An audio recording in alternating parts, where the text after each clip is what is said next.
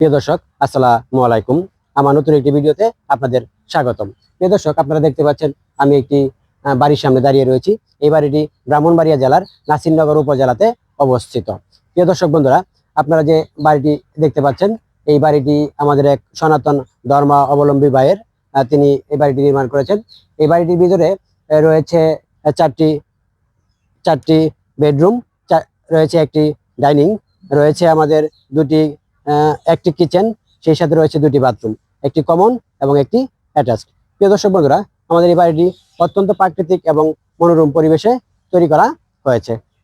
প্রিয় দর্শক বন্ধুরা, আপনারা যে বাড়িটি দেখতে পাচ্ছেন, এই বাড়িটির নির্মাণ ব্যয় হয়েছে প্রায় 40 লক্ষ টাকা। প্রিয় দর্শক, একটা বিষয় আপনাদের বলার দরকার। আমাদের বাড়ির যিনি মালিক রয়েছে, তিনি হিন্দু ধর্মাবলম্বী হওয়ার কারণে এই বাড়ির ভিতরে একটি মন্দির বা পূজার ঘরেরও ব্যবস্থা করা হয়েছে। প্রিয় দর্শক, আপনারা যদি এই ধরনের বাড়ি করতে চান, তাহলে আপনারা আমাদের সাথে যোগাযোগ করতে পারেন।